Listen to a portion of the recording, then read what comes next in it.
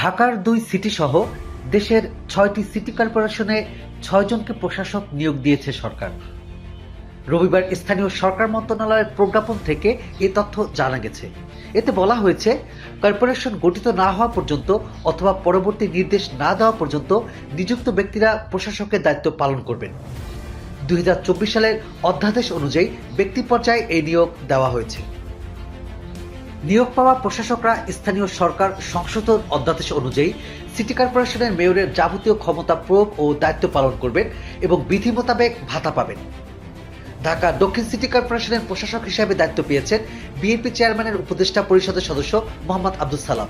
তিনি একসময় ঢাকা মহানগর দক্ষিণ বিএনপির আহ্বায়ক ছিলেন এবং সর্বশেষ নির্বাচনে ঢাকা ১৭ আসনে বিএনপি চেয়ারম্যানের প্রধান নির্বাচনী এজেন্টের দায়িত্ব পালন করেন। ঢাকা উত্তর সিটি কর্পোরেশনের প্রশাসক হয়েছেন বিএনপি নেতা মোহাম্মদ শফিকুল ইসলাম খান। তিনি যুবদলের সাবেক ভারপ্রাপ্ত সাধারণ সম্পাদক। গত নির্বাচনে ঢাকা ১৫ আসনে বিএনপি প্রার্থী হয়ে জামায়াত ইসলামের আমির ডাক্তার শফিকুর রহমানের কাছে পরাজিত হন। শওকত হোসেন সরকার গাজীপুর সিটি কর্পোরেশনের নতুন প্রশাসক হিসেবে নিয়োগ পেয়েছেন।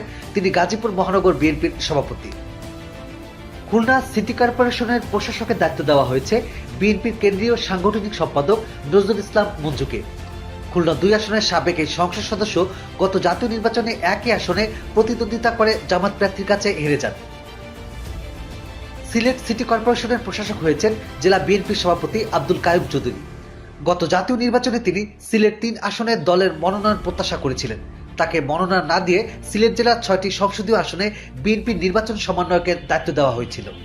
নারায়ণগঞ্জ সিটি কর্পোরেশনের প্রশাসক হিসেবে দায়িত্ব পেয়েছেন নারায়ণগঞ্জ মহানগর বিএনপির আহ্বায়ক মোহাম্মদ সাখাওয়াত হোসেন খান।